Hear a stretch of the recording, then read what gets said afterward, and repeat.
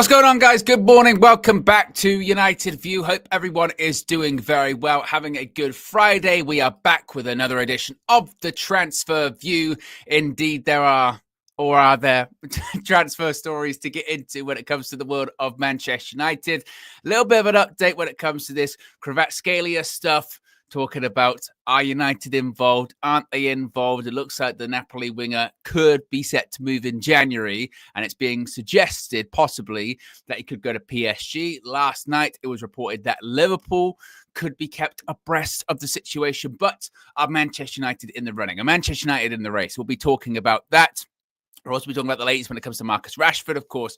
Yesterday, it was revealed by Fabrizio Romano that there had been face-to-face meetings in Italy with the likes of AC Milan, with the likes of Juventus. Looks like the Como thing isn't happening. We know that Borussia Dortmund are also interested in possibly signing Rashford on loan. And if Rashford does go, does that mean United could go in for Kvaratskhelia? We'll talk about that. Obviously, as well, we're just about 48 hours away from Arsenal versus Manchester United in the Emirates FA Cup 2. And whilst we're live, you never know what could happen. This is always the beauty of being live, is that I'll have my head on a swivel. I'll be looking, I'll be checking. Anything can happen in the morning whilst we're live for this next hour or so. And if there are any transfer stories or any news bits and pieces that come out, we'll chat about it whilst we're live too. So be sure to smash a like on the like button. Be sure to subscribe as well, bottom right-hand corner. As you can see in the top right-hand corner, we are at 186,627. See if we can get closer to 187,000 on that long road to 200K. I can see everyone in the chat as well this morning. Kristen's in there as always. Simon's in there as always. Javid's in there as always. Says, good morning, Owen. Happy Friday indeed. Skiliano says, doubt United are in the race. No Champions League this season or next. Dubs Red for Life says, morning. It's cold, folks. Keep warm and safe up there. Indeed, it is. It's very cold, actually. If you let me know where you're watching from, as per usual. Let me know where the what the weather is like where you are too. Where I am, it's rather cold this morning. But it's always funny when we talk about the weather, isn't it? Because then it turns into like a big sort of contest of, well, colder where I am, or well, I'm used to this kind of stuff. Whenever it gets to the summer, the best is whenever it gets to the summer. When it gets to the summer and it gets really hot here, hot for us anyway, we'll be like, oh, it's like 30 degrees. That's like ridiculously hot. And then you get, well, that's not even the winter. It's not even the winter. It gets to 30 degrees. Whew, we're used to it. Yeah. Whereas here, if it gets below 0, it's really, really cold. If it gets like above, I don't know, like 25, it is boiling. That's the kind of barometer that we have for the weather here in the UK. It's it's cold. It's cold. Joe Blackman says it's icy cold. South London. Ridwan -7 where Ridwan is. Bloody hell. Marion says icy here in North Wales. Andrew says morning from India. It's pretty chill. Skiliano says it's frosty where he is. Mr. Moment says Peterborough -3. -3. Where else are people? MA says icy in East Manchester. We've got Nessie there, says big up Owen and UV fam. It's freezing here in DC, and you can see a picture of Nessie actually there. We're flexing the profile picture too. Lil Yo-Yo is in there, a menace, but a frozen menace this morning too. So everyone's getting involved. Dan Luciano says it's freezing. It's freezing. It's freezing, Owen. Indeed, it is. It's cold. George in North Carolina says it's freezing. See, everyone's going, look, it's freezing. Or Akil says 45 degrees from Dubai. Not bad. Not bad, is it? Indeed. Let's talk about this Kvaratskhelia stuff, because it feels like, I think, maybe United fans are trying to will it into existence more so than actually the truth and the reality, shall we say, of the situation. So let's get into, is there anything going on with Manchester United and Kvaratskhelia? So again, I do sort of speculate this might be kind of willed into existence. There was a little bit coming from L'Equipe yesterday suggesting that Manchester United are a serious rival to Paris Saint-Germain for Kvaratskhelia.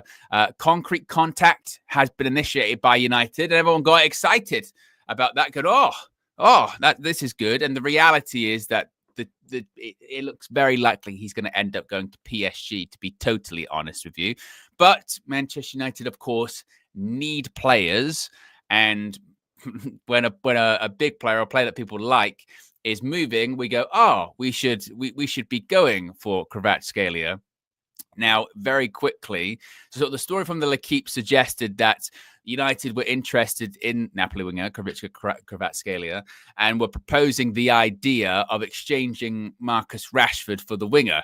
Now, Matti Moretto very quickly put out there that, well, Napoli aren't interested in Marcus Rashford. And to be fair, once again, those links of suggesting that Rashford could be going to Napoli, I've kind of been sort of, I say, made up by fans. You know, so this was a bit like when what we need to do is we need to swap Rashford for Osimhen. That's what we need to do. Or we need to swap Rashford for Kvaratskhelia. Now, we have heard that Marcus Rashford has, or his representatives rather, have had face-to-face talks with AC Milan, have had face-to-face talks with Juventus. If they haven't already, they've got planned talks with Borussia Dortmund. But we haven't heard anything about Rashford's reps in Napoli. So once again, this has kind of just been sort of fabricated, and it doesn't look like at the moment Kvaratskhelia is, even going to be really tangibly linked to United, and certainly not going to be part of a deal that would have Marcus Rashford go to Naples or anything like that. Now, Manchester United fans got even more up in uproar because, again, we were hoping that there was going to be some sort of concrete links for Kvaratskhelia to United. And then we found out last night from David Ornstein that Liverpool could consider a move to sign Kvaratskhelia from Napoli, should it be decided that he is to exit the club in this transfer window. The Georgia international is under contract at Napoli until June 2027. And really, the idea of him moving in the January window, because this has kind of surprised some people. Again, he's an important player for them. How has this all come up in the winter window? Well, it's really centers around a contract and not being happy about not getting a new one. As Ornstein says, the lack of movement relating to a fresh deal has encouraged interest from elsewhere regarding a move to recruit him. Now, Paris Saint-Germain are emerging as the leading contenders, and I think it is expected that he's probably going to end up going there, while Kvaratskhelia also features on the list of potential targets for teams like Chelsea. Napoli, though, they're in no rush to lose the player who has scored 30 goals and added 29 assists in 107 appearances for the club, and they'd only consider a sale, certainly, for a significant fee. Now, that fee we'll get into in just a second, but it could be quite a high one. Ornstein did say that Liverpool aren't specifically chasing a player of Kvaratskelia's profile. They do have quite a lot of players on the wings in their books, but it's somebody that they admire, they're keeping tabs on, and will be ready to contend for if it becomes a market opportunity. But as I mentioned, it does look like PSG really are the sort of leading contenders in this one. Napoli's formal request, according to Fabrizio Romano, for Kvaratskhelia remains around an €80 million package. According to Romano, direct negotiations with Paris Saint-Germain are ongoing. As was revealed yesterday, talks are underway. Kvaratskelia's camp are discussing terms with PSG. Critically, they're offering over 4 times, that's right, 4 times his current salary. Now, I think, to be honest, for a player of his caliber, obviously he's been a huge success at Napoli and he's a top player. And look, whenever Napoli do sell him, they'll get a huge profit because they bought him for next to nothing, didn't they? To sign a player of his quality, €80 million, I think that's pretty good value for money, in all honesty. I don't think he's on a huge contract there. But once you start seeing €80 million package, I went, well, we're out then, aren't we? We're out of that, because the only way, theoretically, we could sign Kvaratskhelia is if Marcus Rashford was involved in that kind of deal, which, again, according to the reports, Napoli aren't interested. They haven't been linked to him. We seem sort of desperate to, I think as fans, try and make a sort of a Rashford swap deal happen with Napoli, whether it be for Osimhen, whether it be for Kvaratskhelia, but it doesn't look like. And I think this is when we have to be careful. We have to be very, very careful, because when he does go to PSG, because even that article there from David Ornstein. Even the Ornstein article is sort of saying there, well, Liverpool are interested, but they're not sort of actively pursuing him. If he were to become available, they would look at it, they would consider it. But at the same time, I think quite a few clubs would, which is kind of what Ornstein was saying. No, it's a bit like the sort of Kobe and Garnacho stuff the other day, when you have to sort of read between the lines of what is this article actually saying here. The headline is, Liverpool interested in signing Kvaratskhelia. And you go, okay, so are they actively in talks? Are they actively in negotiations? Are they actively bidding for the player?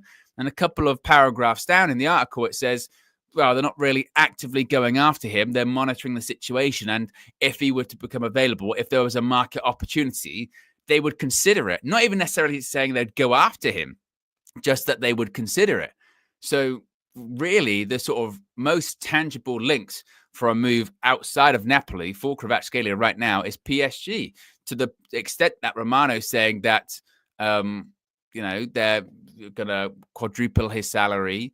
It's an 80 million euro package if PSG want to do that. PSG certainly do have more flexibility now than they had previously because, of course, they've moved away from the sort of Galacticos era, the days when they had Messi, Neymar, and Mbappe. They've got none of them anymore, and they've got a lot of flexibility on their wage budget, and certainly they could bring in a Kvaratskhelia, and I don't think it'd be too much of a problem for them to do so.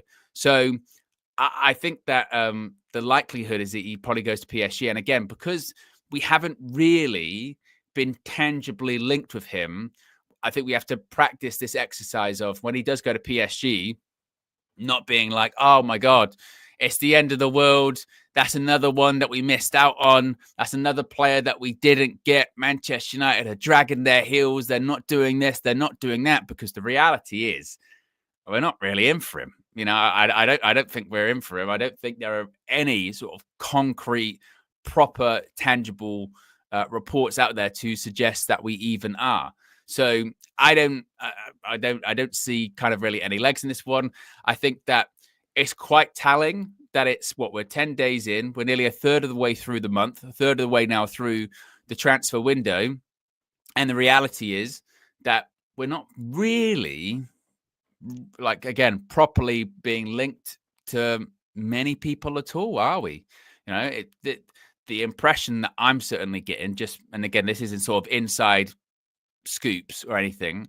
This is just kind of the impression I'm getting just by looking at what's happening at the moment, is until Rashford goes, until maybe a couple of other players go, like a Casemiro, like an Eriksen, that's when we'll start moving for players. Now, look, in the past, in the summer, Ineos were pretty good at keeping things relatively under wraps. That things kind of came out of nowhere a couple of times, or certainly, with it's a bit same with Ruben Amorim, wasn't it? When he became the head coach of United, you kind of wait for David Ornstein to come out and sort of go, Manchester United are in talks for player X, and then a couple of days later it happened. That kind of happened with Lenny Yoro, happened not so much with Mazraoui and De Ligt, did it? We knew that we were kind of pursuing them, didn't we? We knew that we were pursuing them, and then suddenly it was like, oh, right, there's a breakthrough, here we go, bang.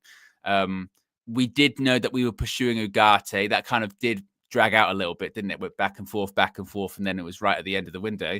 But there is, it's entirely possible, a bit like with Ruben Amorim, bloody hell, it was like Erik ten Hag has been sacked, and then that was, if you looked at David Ornstein's feed that day, it was Erik ten Hag's been sacked. The next post he did was a few hours later, which is Man United are working on getting Ruben Amorim. It was that kind of quick and that kind of effective.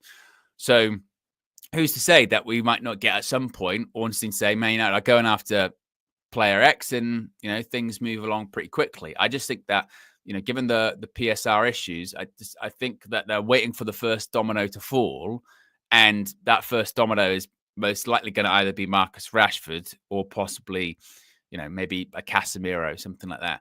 And as we get closer to the end of the window, agents and players start to panic a little bit more, don't they, about, oh, am I going to be involved? How what's the rest of the season going to look like? I need to play games. I need to be more involved. So I think we're probably going to be looking at that. But as of right now, it is quite quiet, really, for United. I mean, it's only really these, because even the Rashford stuff, when we think about it, even the Rashford stuff, it's like, well, his brother and his agents, they're doing sort of face-to-face meetings around Europe. They're in Italy. They're talking to this club. They're going to go to Germany. They're talking to this club. But it's still not offers being put down on the table. It's still not, okay, one looks like it's going to happen. I mean, I saw yesterday with Rashford, and we'll kind of touch on it in a bit, there was like he'd followed Rafael Leao, didn't he, on Instagram? And that felt like one of the most concrete development of something to happen yesterday, is that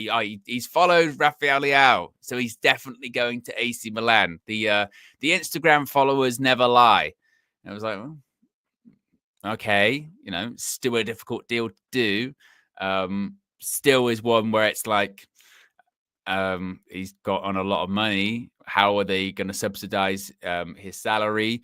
As Fabrizio Romano said, it's an expensive loan to do, which all of these clubs across Europe will be very, very aware of. So I think that one's gonna drag out too. Some possible links of Rashford maybe going to West Ham or Spurs being interested. Maybe as again we go through the window and we get closer to the end of it, maybe something like that happens. We shall see. Akil with the super chat says, Jimmy Jam broke. Club will sell pure profit players. Don't think 80 million for one player isn't a sensible thing to do right now. We need left wing back, central midfield before that. January dead.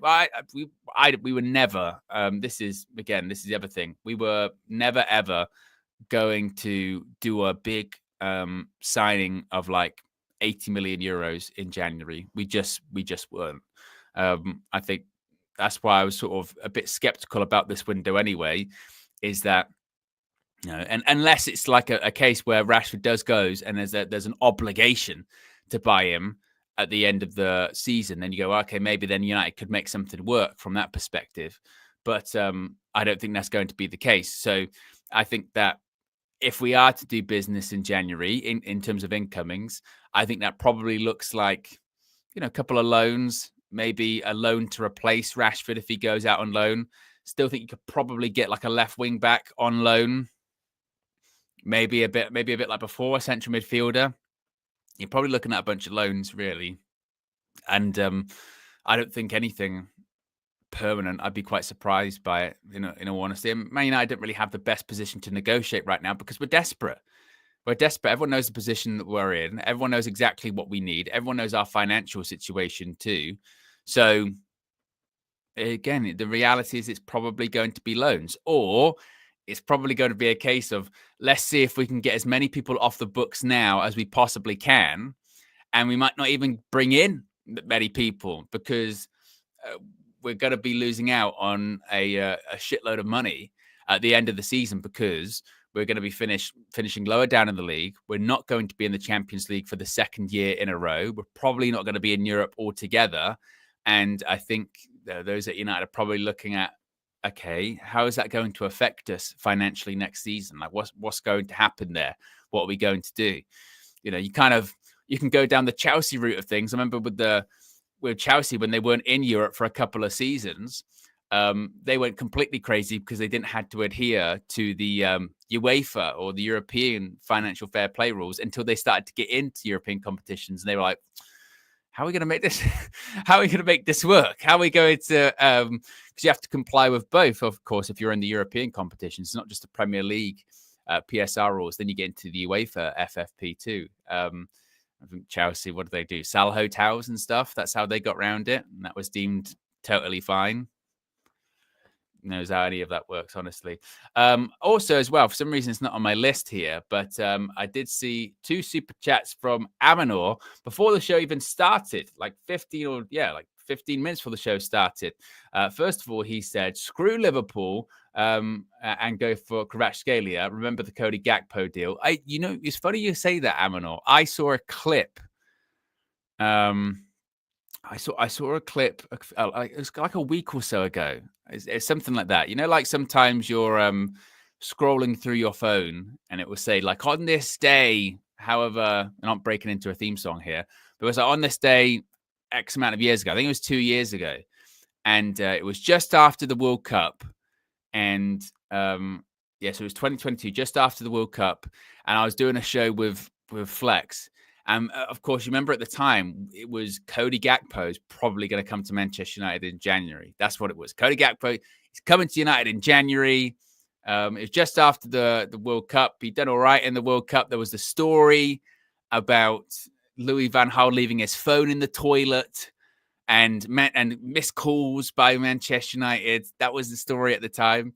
And the clip was of Flex going, no. And I in it, I'll go, I don't know, Flex. I'm just a bit worried. What, someone else could come in and do that deal, you know? I think someone could come in, do that deal, and I'm a bit worried about that. He was, nope, don't worry about it. No, we are the only team in for Cody Gakpo. We're the only team in for him. So don't worry about it, Owen. I'm going, I don't know. I just feel like someone could hijack that one. Someone could come in.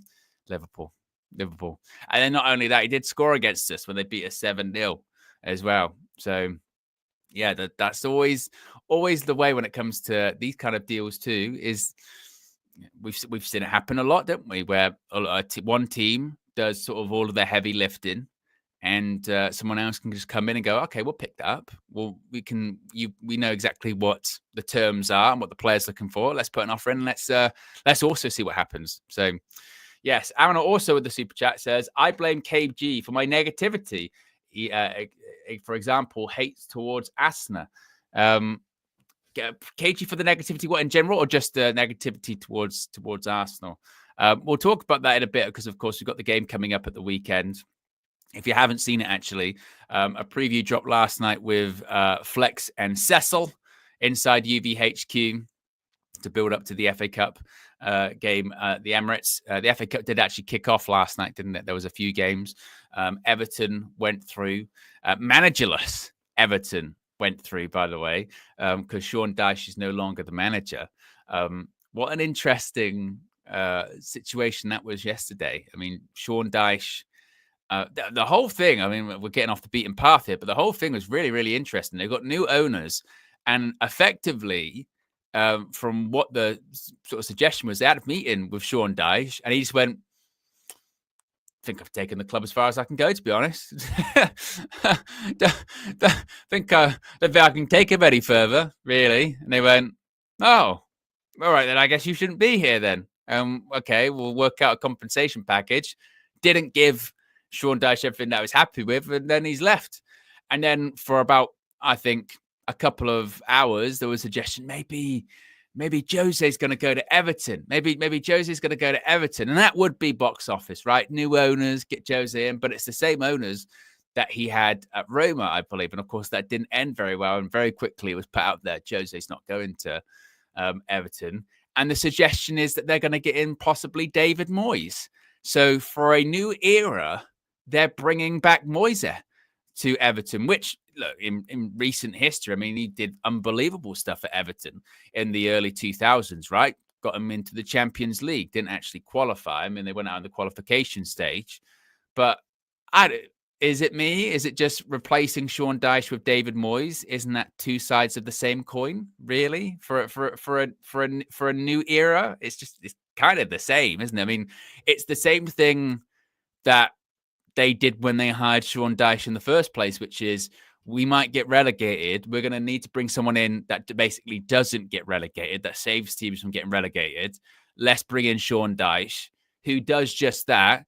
And now, when he goes, can't take this team really any further, they're going, let's just bring in David Moyes, who is also known for coming in and saving teams when they get relegated. I mean, in fairness, I thought David Moyes had a really hard go of it at West Ham. I thought he was treated badly, and I am not shocked in the slightest that Julian Lopetegui's gone, Graham Potter's in at West Ham, because this is what happens every single time with Everton. Every single time. Honestly, it's hilarious, because every single time they have a manager like David Moyes, like Sam Allardyce, or whoever, who does well. I mean, David Moyes won a European trophy with West Ham and also consistently, finished in sort of top 6, competing for a Champions League spot. And they get, all bent out of shape, suggesting that, well, it's not the West Ham way. We've got to play attractive football. They think they're a bigger club than they are. And they want to bring in a progressive attacking style manager. And it never works. Whether it is Julian Lopetegui, whether it's Manuel Pellegrini, whether it's whoever, they bring him in and they look terrible. And then they go, oh, my God, we're going to have to go back to someone. They do it every single time. And everyone said that when Lopetegui came and goes, he's not going to be there that long. They're going to bring in someone else. So, yeah, it's hilarious. It's funny. Cedric says Everton didn't play in the Champions League because Liverpool took their place due to winning the Champions League and placed 5th in the league. Everton did play in the Champions League, Cedric. They had a they finished 4th and they had the qualification playoff against Villarreal and they lost. And I believe they should have had a penalty in the game. And I think it might have been Kalina, the famous referee's last game as a referee, because he made a mistake. And he was like, I don't make mistakes. And I think he retired as well. But that was under Moise. Yeah, right towards that was in that era. That was in that era. So I remember that. So Everton view just happened there. So yes, that's the latest when it comes to Kvaratskhelia. Manchester United going to be entering that race? Probably not. I think the reality is most likely not. So I don't think that's going to be happening. I mean, you never know. Anything could happen, but I think the likelihood is that he goes to PSG. And not the Premier League. I don't think that's going to be the case. Now, when it comes to what's up next, well, a little bit on Marcus Rashford.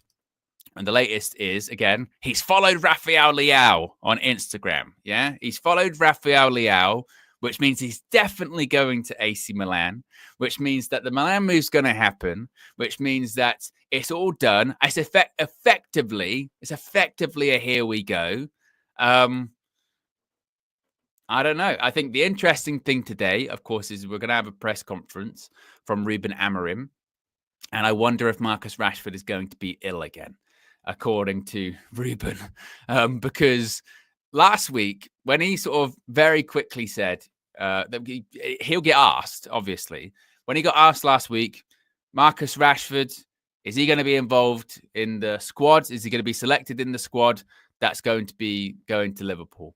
Nope, hasn't trained. He's ill.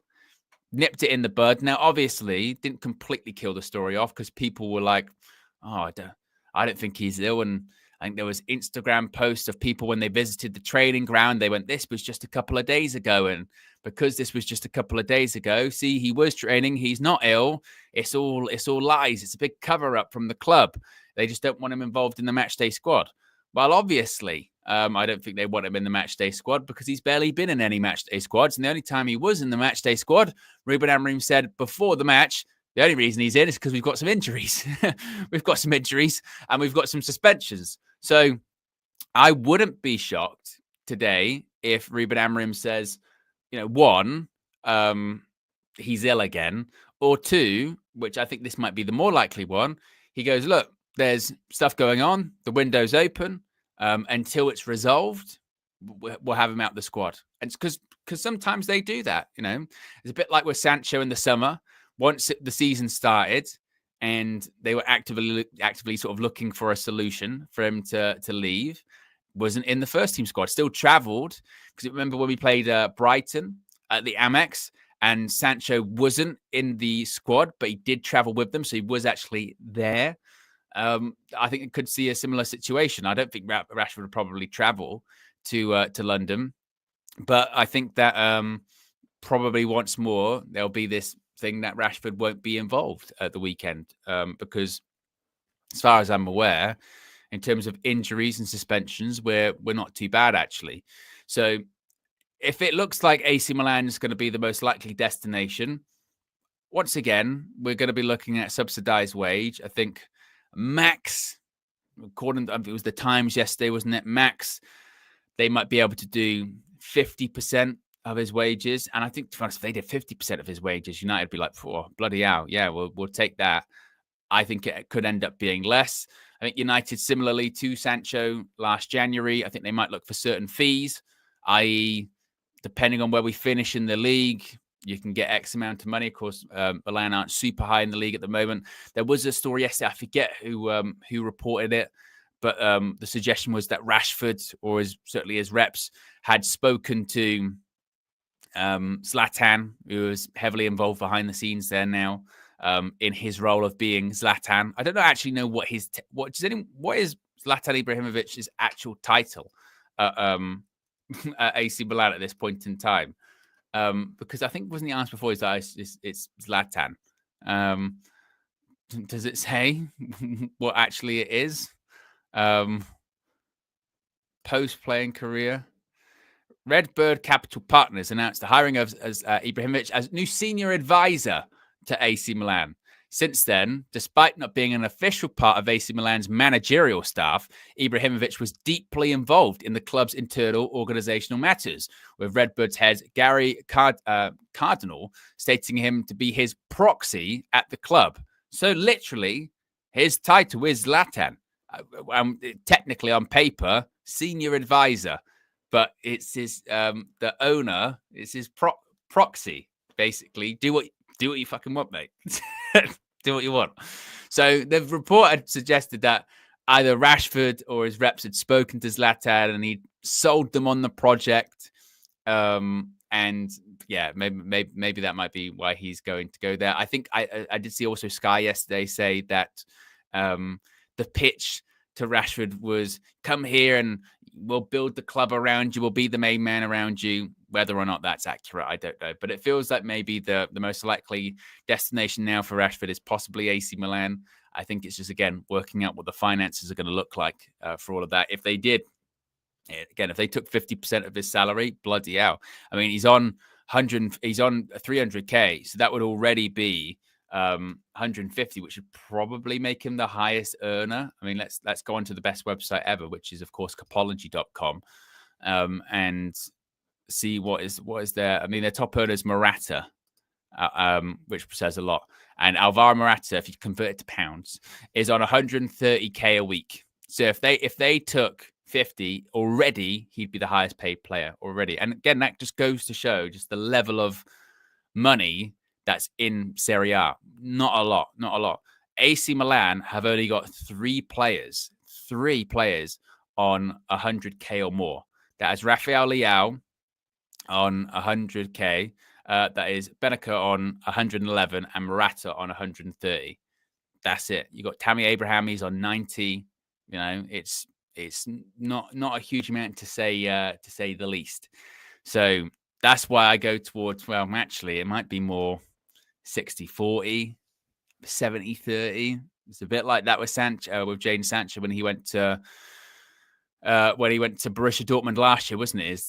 The money just isn't there. And on top of that, again, it kind of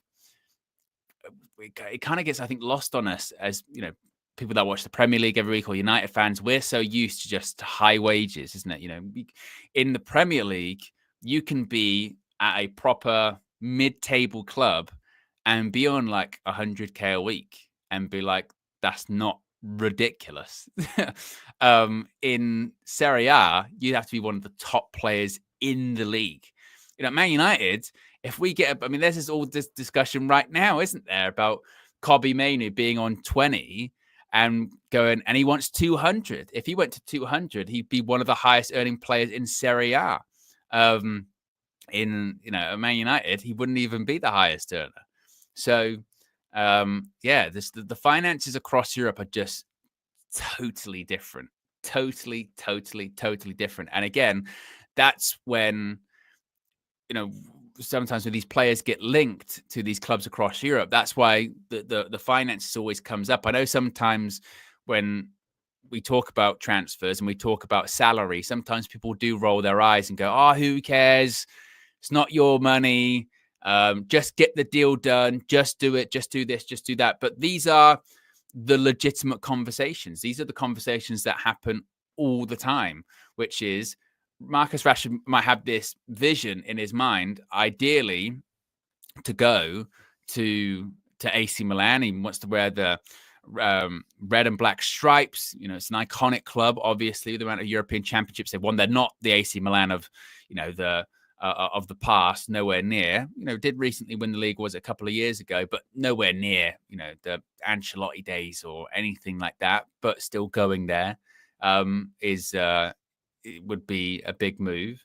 But there's again the finances are tough, and that has to be figured out. Certainly, that does have to be figured out.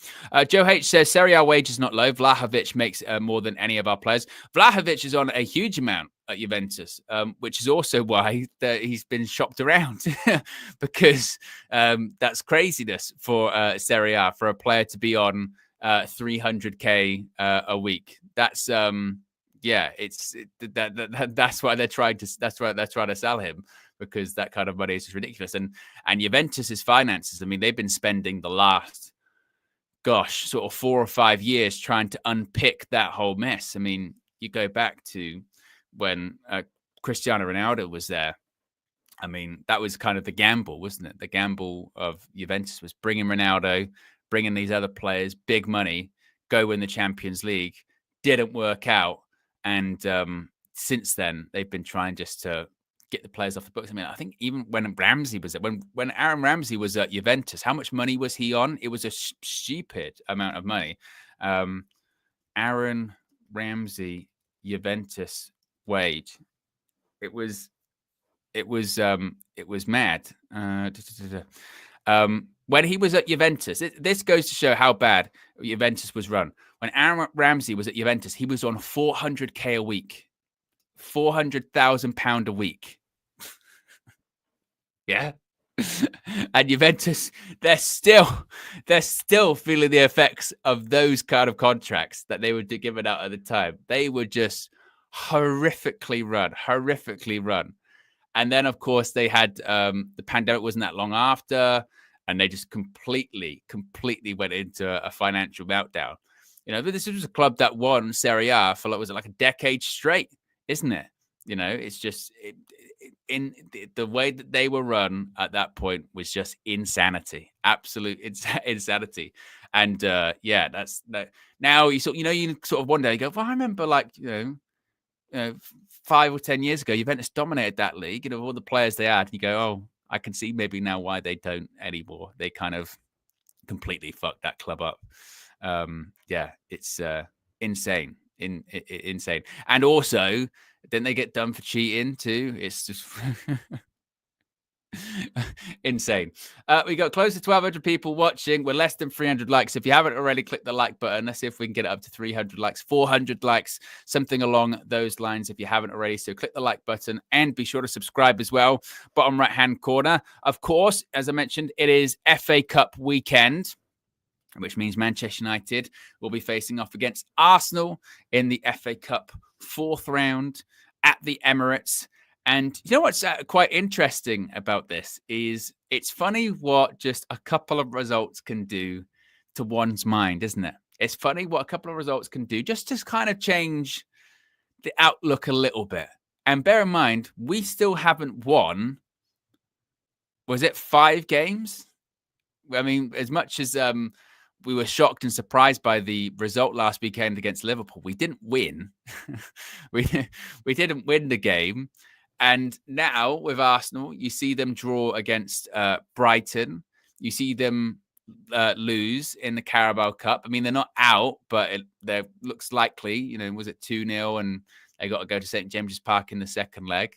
And suddenly now we believe, maybe we could go to the Emirates. Maybe we could go to the Emirates and get a result. Maybe that's what we can do. Maybe that's what we can do. I mean, and it's not to be a downer and it's not to be depressive or anything like that. It's really not. And I know that, the pushback will be, well, you said last weekend you didn't think it was possible. I mean, the whole pre-match of the match view, I was going, I just don't see it. No way.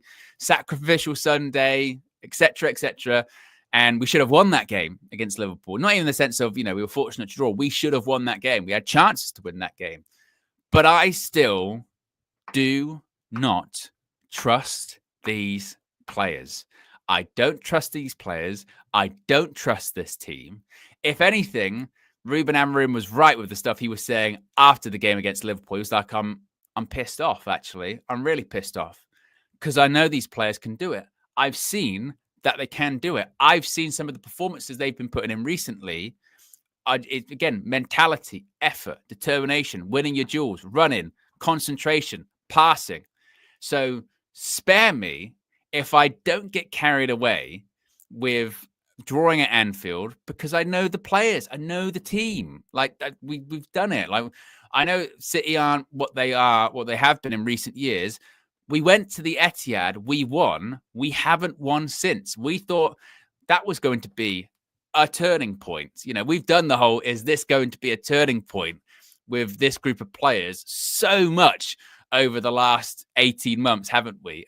Is this going to be a turning point? This was a big win. That was a surprising win. That was a surprising result. And then the next week it's shit. So I still honestly have the same level of confidence that I had last weekend going into the Liverpool game, which is not a lot because we're away from home in the cup. Arsenal, I think, will be up for it in the sense of there's a lot of pressure on Mikel Arteta now because once again, and this is what's hilarious about Arsenal, is that for all of the chatter and, Babs talking about 2024 in the calendar year, they won the calendar year trophy, remember, people, which is they were top of the 2024 calendar. They got the most points and scored the most goals in the calendar year 2024, but they got nothing to show for it, do they? They've got nothing to show for it.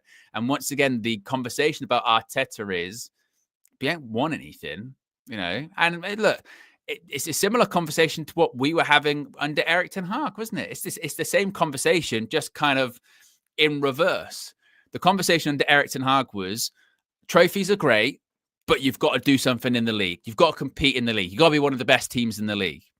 With Arsenal, it's the opposite, which is, okay, no doubt with Arteta, last couple of seasons, they've run Man City close. They were in a title race at the end of the season.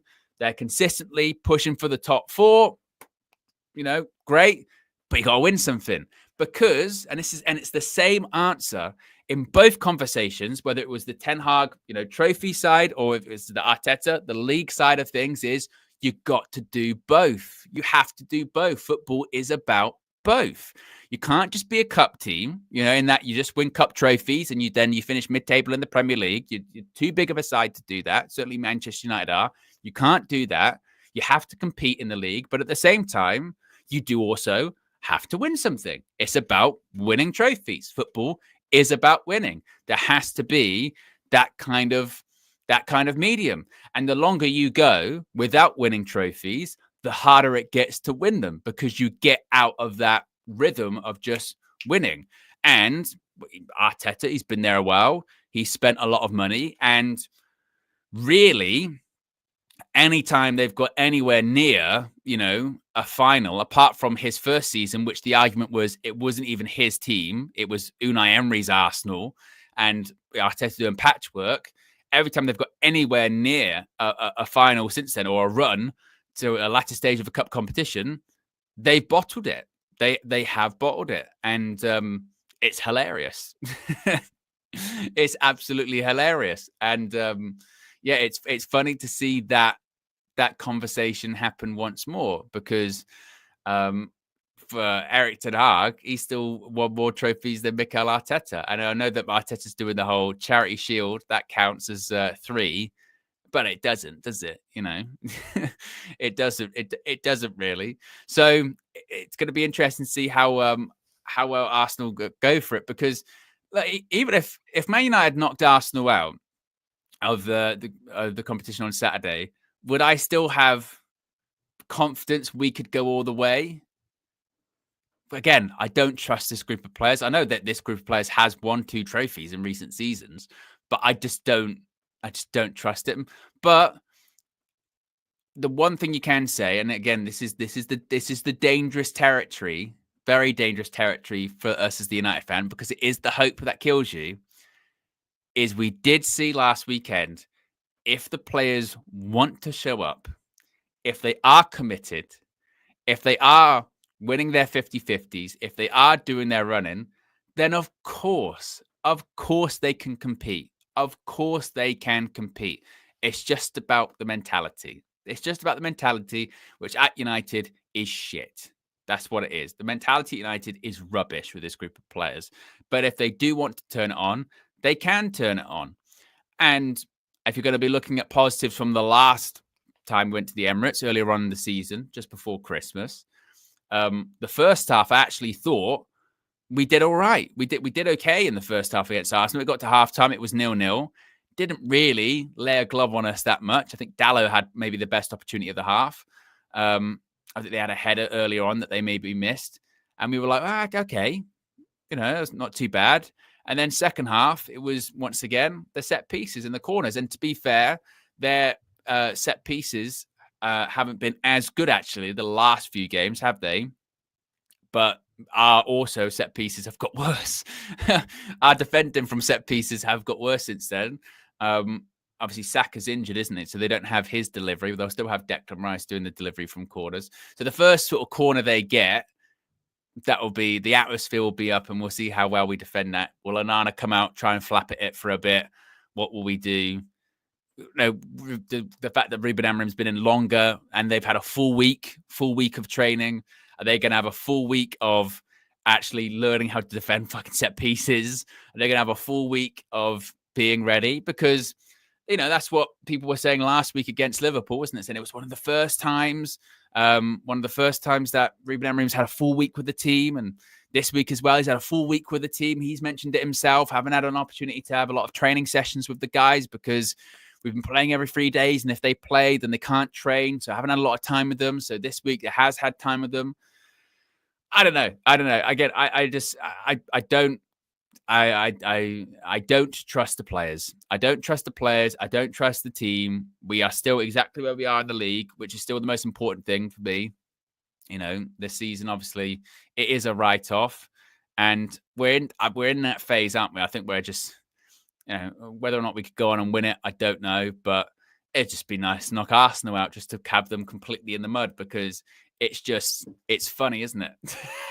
It's like Arsenal never let you down. They never let you down. Even when, like in the last few seasons, when they have obviously been out of the mud more than they've been in it, in terms of sort of more recent history, they still won't let you down at any point. And that's what happened in the week against Newcastle, isn't it? I bet they will still be Arsenal. They will still do it at some point. So even if it's not us at the weekend, at some point, they will still do the classic, drop out, finish the season, not win a trophy. But then they'll have the conversation of, but top four and doing that. And they'll go spend more money. And that's what we'll do. So it's peak. That's peak Arsenal. So we shall see. Just very quickly as well, of course, yesterday, the confirmation did come from Manchester United. We knew this was going to be the case anyway. But Amad Diallo signed a contract extension until 2030. It had been reported that Thursday was the day. That's what it was going to be. Manchester United released a statement saying the following: that Amad had signed a new contract, extending his stay of Manchester United until the 30th of June 2030. The 22-year-old Ivory Coast international has made 50 appearances and scored 9 goals since joining the club in 2021. So far this season, he scored 6 goals, contributed 7 assists, and won the club's Player of the Month award twice. Amad said, quote, "I'm really proud to have signed this new contract. I have had some incredible moments with this club already, but there is so much more to come. I have huge ambitions in the game and want to achieve history at Manchester United. I've learned so much since arriving here 4 years ago. I'm very grateful to the coaches and staff who helped me develop, and to the fans for driving me forward every day. It has been a difficult season for everyone, but I fully believe that we are on the right path and the future is going to be really special. I'm ready to give everything to help the team and make our supporters proud again." Interestingly, of course, no Dan Ashworth anymore to do these kind of things. It was Jason Wilcox, the Manchester United technical director, who posted pictures of Amad. He said, "Everyone is delighted United. With Ahmad's development, his quality on the ball, versatility, and determination makes him a key part of the future of Manchester United. The best years of his career are ahead of him, and we all look forward to helping Ahmad reach his immense potential and achieve success at the club in the coming season. So Ahmad, a new contract. As for how much the wages, I don't know if that's been Ahmad new contract wage. I don't know if that's been put out there. Nothing from really anyone credible I can see. There's been no one super credible to come out and sort of suggest it yet. So we shall see. I mean, I would think if we go to, once again, the greatest website in the world, which is Capology, of course, Ahmad's previous salary, because this probably won't be updated yet, I don't think. What was Ahmad's previous number? His previous one was, again, 28K. So I would hope it's maybe, again, under that 100 mark. Maybe around sort of 80, 90, something like that. But again, there's been no credible stuff out there. I mean, I know I've seen some people say, as AA says, that 120K, but no one from a sort of credible source has said that. So we'll see if anyone comes out and actually confirms it or anything like that. And of course, then we can chat about it in the future. Where are we at in terms of the likes? We're less than 30 likes away from 400 likes. If you haven't already, click the like button, and also be sure to subscribe as well, bottom right-hand corner. What's on tap for the rest of the day? Well, as always, it's Friday, so you know what that means. Another episode of the Trinity podcast with Flex, KG, and myself. That'll be coming out at 6 p.m. Tomorrow. We should have some more preview and build-up to the game of the FA Cup on Sunday. I think Flex is going to have another video regarding all of that. And of course, Sunday is match day. So that means you'll get road trip. You'll get the match view. I think it's a 3 p.m. kickoff. So I'll be live from 1 p.m. To bring you all the team news. Not that any gets leaked anymore, of course. It comes out and we all find out together at the same time. And this time, KG is going to be inside UVHQ. He's not going to call me in the middle and go, "Where's the link?" or anything like that. No, he's actually going to be inside UVHQ as well. So that's going to be Sunday for the match day. And we'll go from there. Oh, and as you can see right there on the sidebar, brand new episode of UV Raw, guys, is out. So for members, I know you've been saying, where's the UV Raws? What's going on with that? Brand new episode of UV Raw is out currently. That's episode 38. And I can already see that there is, I think, three more episodes are loaded in the back end. So there's going to be a steady stream of UV Raws coming out over the next sort of 3 or 4 weeks. Of course, they are members exclusive. To see them, you have to be members of the United View Members Club.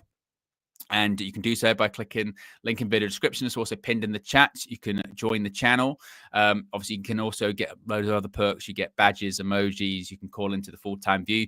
But you can also watch UV Raw. Again, there's 38 episodes. And if you haven't seen it before, it's essentially sort of the behind the scenes of what's going on at United View, where, it's stuff like happening inside the studio. Sometimes it's when Flex is on his travels. You see Josh a lot in there. What else?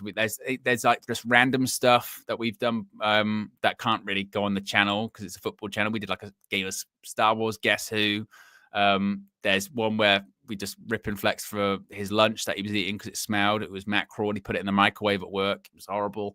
So there's loads of episodes of stuff like that. So if you haven't already, join the membership and you can watch all of that madness. Anyway, guys, have a good Friday and I'll see you on later on for the Trinity. I'm out of here. Peace.